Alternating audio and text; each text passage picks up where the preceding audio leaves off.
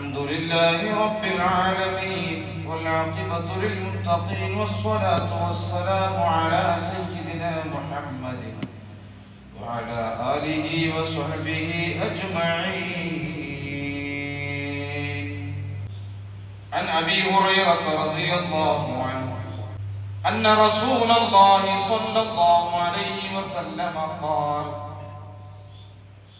അബൂ ഹുറൈറ റളിയല്ലാഹു അൻഹു നിവേദനം ചെയ്യുന്നു, മുത്തുനബി സ്വല്ലല്ലാഹു അലൈഹി വസല്ലം തങ്ങൾ പറഞ്ഞു, മുത്തുനബി പറയുകയാണ്, ബൈനമാ റജുലുൻ യംശി ബിത്വരീഖിൻ ഇഷ്തദ്ദ അലൈഹിൽ അത്ശു ഫവജദ ബിറാ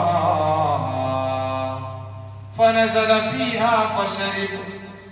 ഒരു പുരുഷൻ ഒരു വഴിയിലൂടെ ഇങ്ങനെ നടന്നുകൊണ്ടിരിക്കുകയാണ്, സഞ്ചരിച്ചു കൊണ്ടിരിക്കുകയാണ്. അങ്ങനെ നടന്നു പോകുന്നതിന്റെ ഇടയിൽ അദ്ദേഹത്തിന് വല്ലാത്ത ദാഹം അനുഭവപ്പെട്ടു.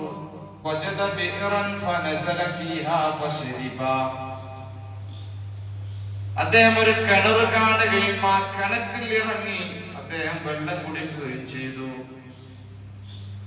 വെള്ളം കുടിച്ചപ്പോ അദ്ദേഹത്തിന്റെ ദാഹക്കമാരി സന്തോഷമായി. പിന്നെ പുറത്തു വന്ന് റാഹത്തോടെ ഇങ്ങനെ നിൽക്കുകയാണ്. ആ സമയത്ത്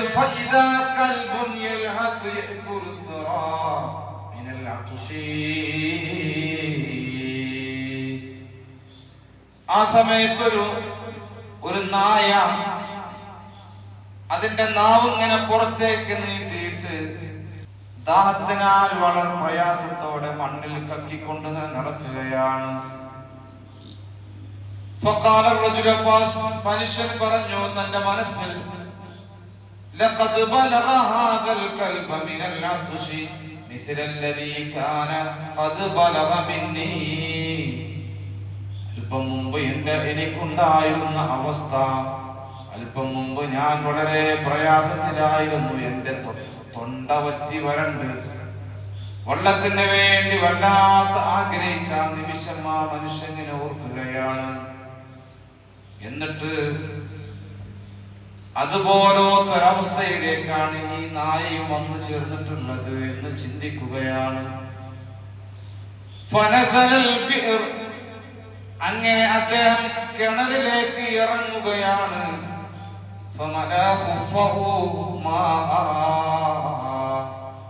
അങ്ങനെ അദ്ദേഹത്തിന്റെ ഷൂ നിറയെ വെള്ളം നിറക്കുകയാണ്. കിണറ്റിലേക്ക് ഇറങ്ങിയിട്ട് പിന്നെ ആ ഷൂസിനെ കിണറ്റിൽ നിന്ന് പുറത്തേക്ക് കയറുമ്പോ കാലിൽ ധരിക്കുന്ന ഷൂസിനെ തന്റെ വായ കൊണ്ട് കടിച്ചു പിടിക്കുകയാണ് വെള്ളം നിറച്ചിട്ട്.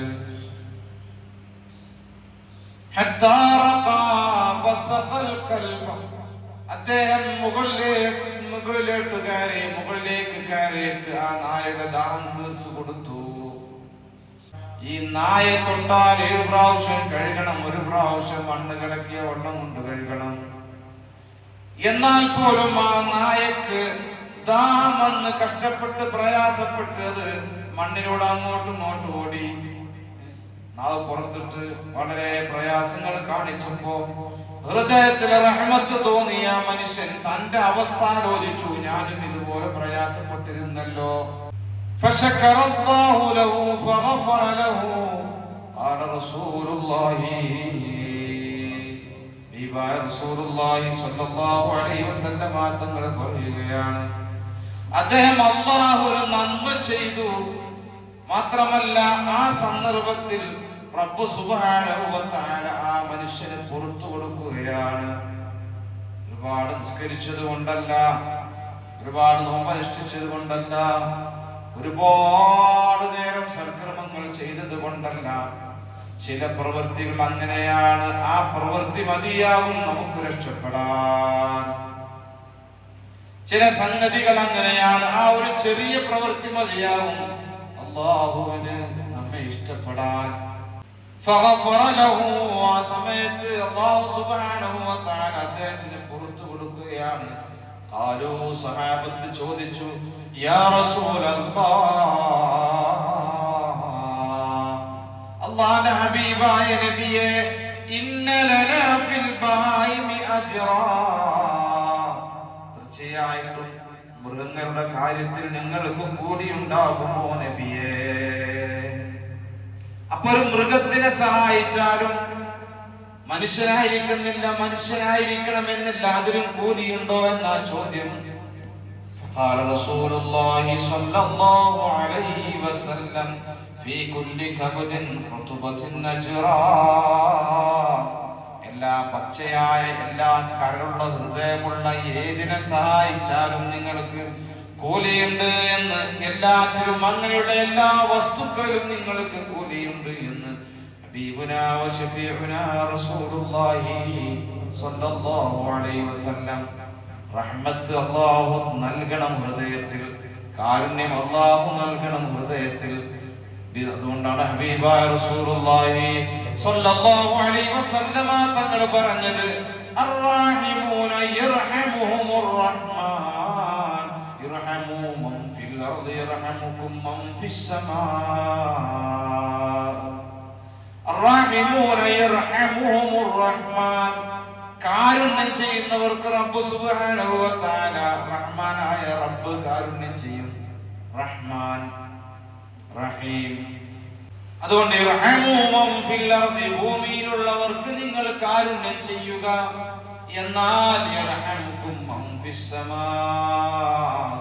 ആകാശത്തിന്റെ അധിപനായ രാജസയ്യിദായ ജല്ല ജലാലുവായ റഹ്മാനും റഹീമുമായ മാലികുൽ മുലൂക്കായ റബ്ബ് സുബ്ഹാനഹു വ തആല നിങ്ങൾക്ക് കരുണ ചെയ്യുന്നതാണ്, കാരുണ്യം ചെയ്യുമെന്ന് മുത്തു മുഹമ്മദ് മുസ്തഫ.